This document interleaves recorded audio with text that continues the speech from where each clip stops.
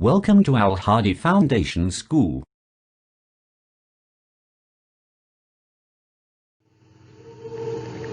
Bismillahirrahmanirrahim. Assalamu alaikum dear students. Today we are going to start our maths lecture from chapter number 4, algebraic expressions and algebraic formulas.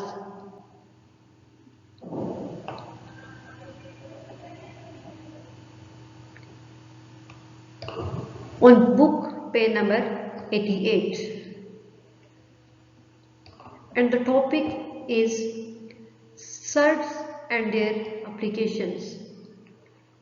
Topic जो है वो है surds and their application. ये surds क्या है और उनकी application क्या होती है. तो इसमें सबसे पहले है डेफिनेशन. ठीक है, इसमें सबसे पहले हम सर्ड्स की डेफिनेशन डिस्कस करेंगे कि सर्ड क्या होता है. तो देखें, N irrational radical with rational radicand is called a surd. कि एक ऐसा रेडिकल जो कि रैशनल ना हो. ठीक है, रेडिकल इर्रेशनल हो यानी कि जो उस किसी भी नंबर की जो पावर है ऊपर वो इर्रेशनल नंबर हो, लेकिन जो हमारे पास बेस यानी कि रेडिकल के अंदर वाला हमारे पास जो नंबर है रेडिकेंट वो रैशनल नंबर हो, उसे सर्ड कहते हैं. N irrational radical with rational radicand is called a surd. कि एक इर्रेशनल रेडिकल के रेडिकल जो है वो रैशनल ना हो बल्कि इर्रेशनल हो, लेकिन रेडिकल के अंदर जो रेडिकेंट है वो रैशनल होना चाहिए. तो अगर वो रैशनल रेडिकेंट हो तो फिर क्या होगा, सर्ड कहलाता है. Hence the radical nth radicand a is a surd. इसलिए n, अब यहाँ पे n की पावर हमें नहीं पता, n कोई भी नंबर हो सकता है, और a is a surd if. ठीक है, radical nth power into a radicand is a surd. ये सर्ड तब होगा, ये रेडिकल सर्ड तब होगा इफ, अगर पॉइंट 1 है a इज रैशनल. ये क्या हो, यानी जो a रेडिकेंट है, यहाँ पे रेडिकेंट क्या होता है, जो रेडिकल के अंदर नंबर होगा वो रेडिकेंट कहलाता है. तो अगर a रैशनल नंबर हो, ठीक है, and the result nth root of a is irrational. और अगर जब हम इसका रिजल्ट फाइंड करें, a का nth रूट फाइंड करें, तो वो हमारे पास इर्रेशनल नंबर हो, तो ये क्या होगा, सर्ड होगा. तो सर्ड के लिए दो जो है वो कंडीशन से. फर्स्ट कंडीशन क्या है कि रेडिकेंट जो है वो रैशनल होना चाहिए, and the second one is कि nth रूट या जो भी रूट हम फाइंड करें उस रेडिकेंट का वो इरेशनल नंबर हो. इट्स मीन वो क्या है, सर्ड कहलाता है. e.g. Means for example square root of 3 means radical 3, radical 2/5 and third radical 7. ठीक है, थर्ड रेडिकल 7 या 7 थर्ड रेडिकल. ओके, इसके बाद फोर्थ रेडिकल 10 आर सर्ड्स. ये सारे क्या हैं, सर्ड्स है. मीन आप देखिए इन रेडिकल्स के अंदर जो नंबर्स है मीन्स रेडिकेंट है वो सारे रैशनल नंबर है. 3 भी एक रैशनल नंबर है, 3/1 लिख सकते हैं. 2/5 रैशनल नंबर है, 7 रैशनल नंबर है और 10 भी रैशनल नंबर है. मीन्स ये सारे रेडिकेंट्स क्या है, रैशनल है. और उनको अगर हम इनके ये रूट्स फाइंड करें यानी रेडिकल 3 फाइंड करें तो वो क्या होगा, हमारे पास इरेशनल आएगा. मीन्स वो क्या है, वो सर्ड है. और 2/5 का भी अगर हम रेडिकल फाइंड करें तो वो हमारे पास इरेशनल नंबर आएगा. इट्स मीन ये भी एक सर्ड है. और 7th का थर्ड रूट फाइंड करें तो वो भी हमारे पास एक इरेशनल नंबर आएगा, ये भी, इसलिए ये भी सर्ड है. और 10th का भी अगर हम फोर्थ रूट फाइंड करें तो वो भी हमारे पास एक इरेशनल नंबर आएगा, इसलिए ये सारे सर्ड्स हैं. बट लेकिन radical pi and radical 2 plus radical 7 are not surds. लेकिन radical pi radical and radical 2 plus radical 17 are not surds, ये सर्ड्स नहीं है। क्यों? Because pi and 2 plus radical 7 are not rational, क्योंकि पाई भी irrational number है, पाई rational number नहीं है, और 2 प्लस के रूट ऑफ 17 ये जो रेडिकल है ये भी रैशनल नहीं है। और सर्ड के लिए ये कंडीशन मस्ट है कि रेडिकल के अंदर जो रेडिकेंड हो वो उसका वो जो है वो रैशनल होना चाहिए। यहाँ पे पाई भी रैशनल नहीं है और 2 प्लस के रूट ऑफ 17 भी रैशनल नहीं है। इट्स मीन ये सर्ड्स नहीं है। Note that for the surd nth radical a, ठीक है, कि नोट करें कि एक जो सर्ड है nth radical of a, n is called surd index. तो n यहाँ पे क्या है? उस सर्ड का इंडेक्स कहलाता है, मीन्स n की उस सर्ड की पावर कहलाती है, और the order of the surd, और उसको सर्ड का ऑर्डर भी कहते हैं। And the rational number a is called the radicand, और जो रेडिकल के अंदर कोई भी रैशनल नंबर होगा उसको रेडिकेंट कहेंगे। ये जो इसकी n क्या है? उस किसी भी सर्ड का इंडेक्स या फिर ऑर्डर होगा, लेकिन रेडिकल के अंदर जो हमारे पास रैशनल नंबर होगा वो रेडिकेंट कहलाता है। यहाँ पे देखिए, अब third radical 7 is third order surd. यहाँ पे अब n किसके इक्वल है? 3 के इक्वल है, इसलिए ये थर्ड ऑर्डर का सर्ड है। इसका ऑर्डर क्या है? 3 है, तो ये थर्ड ऑर्डर सर्ड होगा। नेक्स्ट है every surd is an irrational number, कि हर सर्ड जो है वो एक इरेशनल नंबर होता है, ठीक है। हर सर्ड को जब हम सॉल्व करें तो हमारे पास एक इरेशनल नंबर आता है, but every irrational number is not a surd, लेकिन हर रैशनल नंबर जो है वो सर्ड नहीं होता। अब हर सर्ड जो है वो खुद एक इरेशनल नंबर है, लेकिन हर इरेशनल नंबर जो है वो सर्ड नहीं है। For example, the surd third root of 5 is an irrational number. यहाँ पे देखिए, the surd third radical 5 is an irrational number. यहाँ पे ये जो है ये surd third radical of 5 an irrational number है, but the irrational number pi is not a surd, लेकिन इरेशनल नंबर रेडिकल पाई जो है वो सर्ड नहीं है। अब ये नंबर सर्ड है, ठीक है, सर्ड है कि अगर हम थर्ड रूट फाइंड करें 5 का तो हमारे पास जो है वो इरेशनल नंबर आएगा, ठीक है। तो ये इरेशनल नंबर है, लेकिन इरेशनल नंबर पाई जो है वो सर्ड नहीं है। तो इससे यही बात हमने ये है कि हर सर्ड जो है वो इरेशनल नंबर होता है, लेकिन हर रैशनल नंबर सर्ड नहीं होता। और सर्ड के लिए 2 कंडीशंस मस्ट है। फर्स्ट कंडीशन ये कि हमारे पास जो रेडिकेंड है वो रैशनल होना चाहिए, ठीक है, जो रेडिकल के अंदर रेडिकेंड है वो रैशनल नंबर हो। एंड दूसरी कंडीशन क्या है? दूसरी कंडीशन ये है कि जो जब हम फाइंड करें nth रूट, यानी कोई भी जो रूट हमें गिवन हो किसी भी रेडिकल का, रेडिकेंड फाइंड करें तो वो हमारे पास ही रैशनल आना चाहिए, तो तब वो सर्ड होगा। तो इसमें से सर्ड की डेफिनेशन और ये कंडीशंस आपने अपने नोटबुक्स पे लिखनी भी है और उनको याद भी करना है विद एग्जांपल्स। और ये याद रखना है कि हर सर्ड जो है वो इरेशनल नंबर हो सकता है, लेकिन हर इरेशनल नंबर जो है वो सर्ड नहीं हो सकता। इसके अलावा सर्ड में ये जो आपके पास जो भी रेडिकल के ऊपर नंबर होगा वो उसका इंडेक्स या फिर ऑर्डर कहलाता है, और रेडिकल के अंदर वाली जो टर्म होगी वो रेडिकेंड कहलाती है।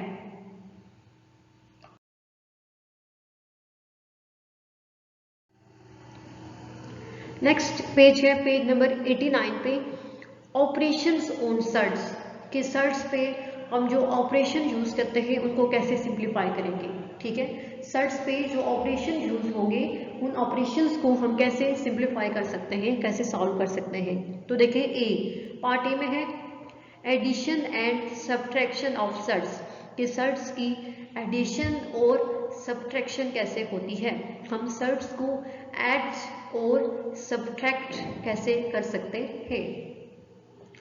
Similar surds i.e. such that surds having same irrational factors, कि सिमिलर सर्ड्स यानी एक जैसे सर्ड्स, वो सर्ड्स जिनके जो इरेशनल फैक्टर्स है वो सेम हो, ठीक है। सिमिलर सर्ट्स कौन से होंगे कि जिनके इरेशनल फैक्टर्स जो है वो सेम हो, कैन बी एडिड और subtracted into a single term.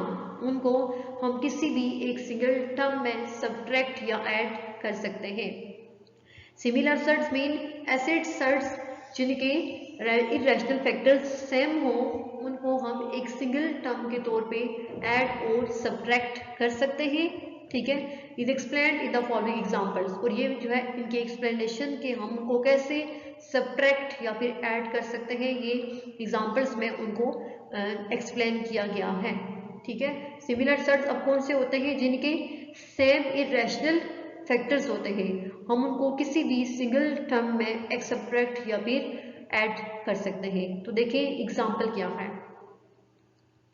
Simplify by combining similar terms, कि सिंप्लीफाई करें और सिमिलर टर्म्स आपके पास सिमिलर सर्ट्स जो है उनको कंबाइन करें। अब सिमिलर सर्ट्स क्या होते हैं कि जिनके इरेशनल फैक्टर्स सेम होते हैं वो सिमिलर सर्ट्स कहलाते हैं। तो यहाँ पे एग्जांपल में हमें यही कहा गया है कि सिंप्लीफाई करें सिमिलर टर्म्स को कंबाइन करते हुए। देखिए अब नंबर 1 क्या है, 4 into radical 3 minus 3 into radical 27 plus 2 into radical 75, ठीक है। और नंबर 2 क्या है, radical 3 128 minus third radical 250 plus 3 radical 432। तो सोल्यूशन देखिए, सबसे पहले नंबर 1 था 4 into radical 3 minus 3 into radical 27 plus 2 radical 75। तो अब सबसे पहले स्टेप में उन्होंने, अब यहाँ पे हमारे पास जो फर्स्ट टर्म है वो क्या है, 4 इंटू रेडिकल 3 है, ठीक है। तो अब ये देखिए 27 है, इट्स मीन 27 का फैक्टर है 3, ठीक है। 27 का फैक्टर है 3, तो इसको हम जो है वो सिमिलर टर्म में कन्वर्ट कर सकते हैं। तो -3 इंटू रेडिकल 9 मल्टीप्लाई 3, कि अगर हम 9 को 3 से मल्टीप्लाई करें तो 27 आ सकता है, क्योंकि यहाँ पे हमें रेडिकल 3 मस्ट चाहिए क्योंकि 27 का फैक्टर है 3 इसलिए, प्लस 2 इंटू अब 75 का भी फैक्टर है 3, कि किसी नंबर को हम 3 से मल्टीप्लाई करें तो हमसे 75 आता है, और वो नंबर क्या है, वो नंबर 25 है। मीन्स 25 का टेबल 3 टाइम्स 75 पे जाता है। तो यहाँ पे हमने 75 को भी ब्रेक डाउन किया, 25 multiply 3 is equal to, next step में तो first term 4 into radical 3 as it is minus, अब यहाँ पे 9 और 3 दोनों पे हम अलग अलग रेडिकल अप्लाई करेंगे, -3 इंटू रेडिकल 9 इंटू रेडिकल 3 दोनों पे अलग अलग रेडिकल अप्लाई कर लिया, प्लस 2 एज इट इज। अब यहाँ पे भी 25 और 3 एक ही रेडिकल के अंदर रेडिकेंट है, हमने इन पे भी अलग अलग रेडिकल अप्लाई करना है। रेडिकल 25 मल्टीप्लाई रेडिकल 3 होगा, तो 4 रेडिकल 3 माइनस, अब 9 कैसे आया, ठीक है। अब यहाँ पे 9 कैसे आया भाई, यहाँ पे अब ये शॉर्ट स्टेप हुआ है, यहाँ से जब हमने स्क्वायर रूट ऑफ 9 हुआ, ठीक है, रेडिकल 9, तो रेडिकल 9 3 के इक्वल होता है, क्योंकि 9 का स्क्वायर रूट 3 के इक्वल है, तो 3 आ जाएगा। तो 3 को 3 से मल्टीप्लाई करें तो 9 आ गया, ओके।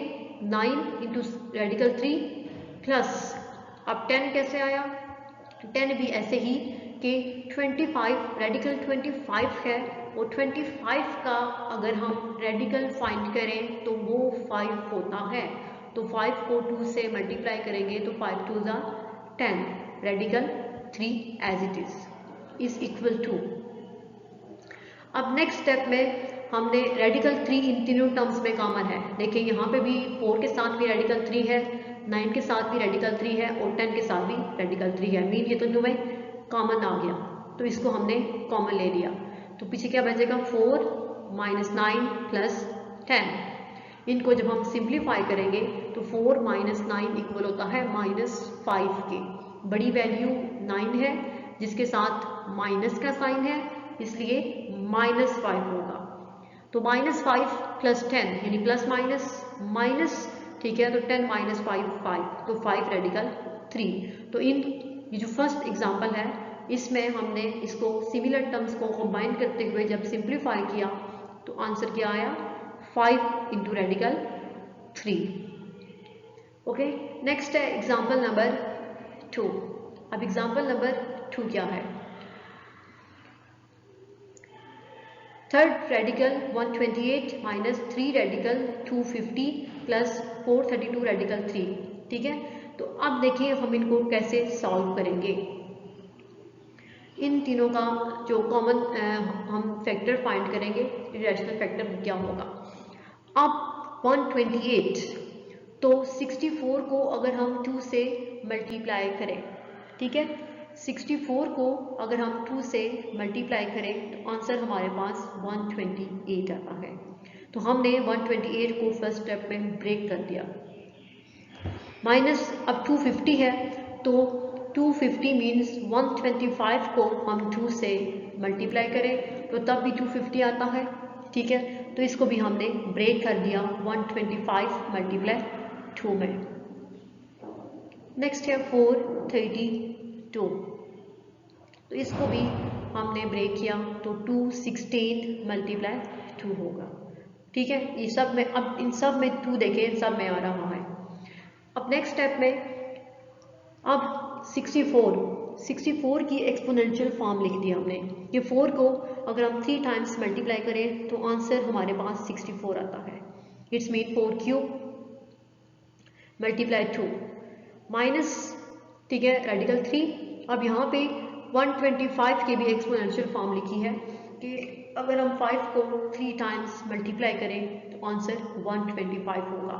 तो ये 5 का भी क्यूब हो गया, +2 प्लस, अब नेक्स्ट देखिए ये 216 है, तो 216 की भी एक्सपोनेंशियल फॉर्म हमने यहाँ पे यूज़ की है।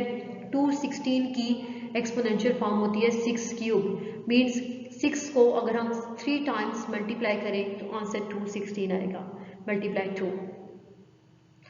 अब नेक्स्ट स्टेप में हमने ये जो रेडिकल ऊपर इन दोनों के ऊपर कंबाइन था, इसको दोनों के साथ अलग अलग अप्लाई कर दिया। तो देखिए radical 3 4³ radical 3 2 minus third radical 5³ × third radical 2 plus third radical 6³ × third radical 2 होगा। अब रेडिकल 3 किसके इक्वल होता है, 1/3 के, ठीक है। तो ये 3 और 1/3 मीन्स कैंसिल हो जाएंगे, तो जस्ट 4 आ गया। क्या आ गया, 4। और ये third radical 2 as it is, minus sign as it is आएगा, और रेडिकल 3 और 5 का भी क्यूब है, तो ये 3 रेडिकल 3 जो है वो भी इक्वल होगा 1/3 के। तो 3 और 1/3 मीन्स रेडिकल 3 और 3 कैंसिल हो जाएंगे, तो हमारे पास जस्ट 5 बचेगा। And next third radical 2 as it is plus 6। अब 6 कैसे आया, यहाँ पे भी 6 का क्यूब था और इसके ऊपर भी रेडिकल 3 था, तो रेडिकल 3 और क्यूब कैंसिल आउट होके जस्ट 6 हमारे पास आएगा और थर्ड रेडिकल 2 होगा इज इक्वल टू। अब नेक्स्ट स्टेप में ये देखें कि थर्ड रेडिकल 2 इन तीनों टर्म्स में है, ठीक है। ये 2 रेडिकल 3 जो है वो इन तीनों टर्म्स में है, इसलिए हम इसको कॉमन ले लेंगे। जब कॉमन लेंगे तो हमारे पास क्या आएगा, 4 - 5 + 6, ठीक है। तो अब देखिए 4 - 5 किसके इक्वल होता है, -1 के, बिकॉज प्लस माइनस माइनस 5 - 1 4, और बड़ी वैल्यू क्या है यहाँ पे 5 है, तो 5 के साथ माइनस का साइन है, तो 1 के साथ भी माइनस का साइन होगा। अब ये -1 हो जाएगा, तो -1 + 6 प्लस माइनस माइनस, तो 6 - 1 5, तो 5 × थर्ड रेडिकल 2, ये इसका आंसर होगा, ठीक है। तो ये था कि सर्ट्स की एडिशन और सब्ट्रैक्शन कैसे होती है, कि सिमिलर सर्ट्स जो जिनके रैशनल इरेशनल फैक्टर सेम होते हैं उनको ऐड या फिर सब्ट्रैक्ट करके सिंगल टर्म में तो हम उनको सिंप्लीफाई कर सकते हैं। अब नेक्स्ट है multiplication and division of surds, कि सर्ट्स की मल्टीप्लिकेशन और डिवीजन कैसे होती है, हम सर्ट्स को मल्टीप्लाई और डिवाइड कैसे करते हैं। ठीक है, एडिशन और सब्ट्रैक्शन तो हमने देख ली, अब है multiplication and division. We can multiply and divide surds of the same order by making use of the following laws of surds, कि हम, ठीक है, जो सेम ऑर्डर के सर्ट्स होते हैं, ठीक है, हम उनको मल्टीप्लाई और डिवाइड कर सकते हैं। जो सेम ऑर्डर के सर्ट्स होते हैं हम उनको मल्टीप्लाई और डिवाइड कर सकते हैं। कैसे? By making use of the following laws, क्योंकि उन पे हम दर्जैल लॉज यूज करते हैं। मुख्तलिफ लॉज को यूज करके हम सेम ऑर्डर के जो सर्ट्स होते हैं उनको मल्टीप्लाई और डिवाइड कर सकते हैं। जैसे कि देखिए यहाँ पे सर्ट का ऑर्डर n है, ठीक है, रेडिकेंड बेशक चेंज है लेकिन ऑर्डर सेम है। ठीक है, अब देखिए यहाँ पे भी सर्ट का जो ऑर्डर है वो n है और रेडिकेंड b है।